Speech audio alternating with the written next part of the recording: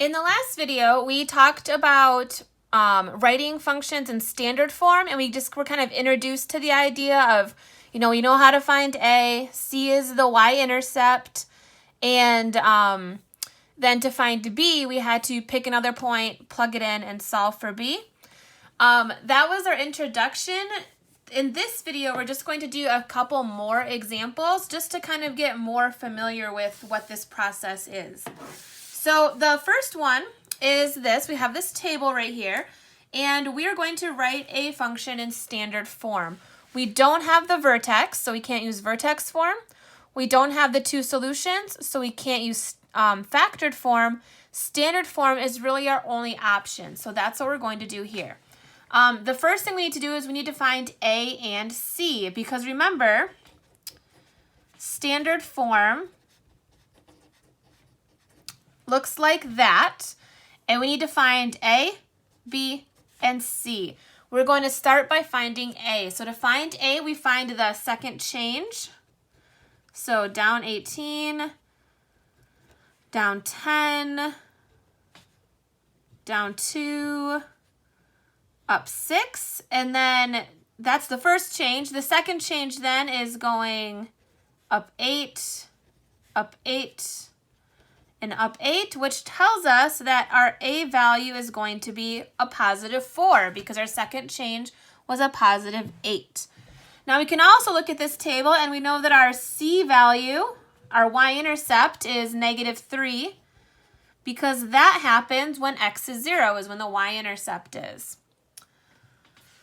Now, we're going to pick another point, and remember, it's the easiest to solve for B when x equals 1, so we're going to pick this point, and we're going to plug the 1 in for x, and we're going to plug the 3 in for f of x. So right now, we started with this original. If we just plug in A and C, we have 4x squared plus bx minus 3 for C. Now we can do that again, but now we're going to plug in x, or 1 for x, and 3 for f of x, or y. So now we have 3 equals 4 times 1 squared plus b times 1 minus 3. And now we can just start simplifying and solving this for b. So we have 3 over here. 1 squared is 1. 1 times 4 is 4. b times 1 is just b minus 3. We can simplify this because we know that 4 minus 3 is just 1. So really we have 3 equals 1 plus b because we combine the 4 and the negative 3 to get 1. To get b all by itself then we just subtract 1 on both sides. And 3 minus 1 is 2. That cancels out, so b equals 2. So now we know, we found that A was 4.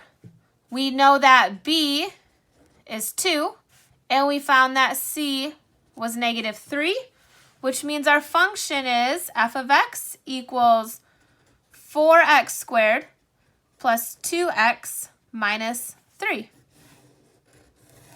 Because we found our A value, our B value, and our C value to plug into this general form of this function. Now let's try another one, just again for practice purposes, so you can see this process in action again and just hopefully get a little bit more familiar with it. The first thing we need to do is we need to find out what A and C are. So we have from 6 down to 4 is subtracting 2. From 4 to negative 2 is minus 6. From negative 2 to minus 12 is negative 10. From negative 12 to negative 26 is negative 14. That's our first change. Our second change, it's going down 4 each time now, which tells us that A is negative 2. We also know that our C value is our y-intercept, which happens when x is 0, so C is 4. So with those two pieces of information, we can rewrite the function like this, with negative 2 for A and 4 for C. Now we just have to find B. To do that, we pick a point over here, and remember, using this point when x equals 1 is going to be the easiest to solve. We're going to put negative 2 in for f of x, and we're going to put 1 in for x. So for this f of x, we're going to write negative 2 equals negative 2 times 1 squared, because x is 1, plus b times 1 plus 4. And now we're just going to solve this to see if we can figure out what b is. So we can simplify this whole first term. 1 squared is 1. 1 times negative 2 is just negative 2. B times 1 is just b plus 4. Negative 2 and a positive 4 combine to be a positive 2 because negative 2 plus 4 is 2. So we have negative 2. We can say that that's just 2 plus b because that and that combine to be 2. If we subtract 2 from both sides, we would get negative 4 over there. That cancels out, equals b. So we figured out what b is. So since a was negative 2, we just found that b is negative 4, and c is 4, because that was our y-intercept. We can write this function as negative 2x squared minus 4x plus 4, because a is negative 2, b is negative 4, and c is 4. So that's just 2 more examples of what it looks like to write a function in standard form. A is half the second change. C is 4, because that's the y-intercept. To get b, you pick another point, plug it in, and solve for b. And then once you have a, b, and c, you can write this function with those numbers plugged in as a, b, and c.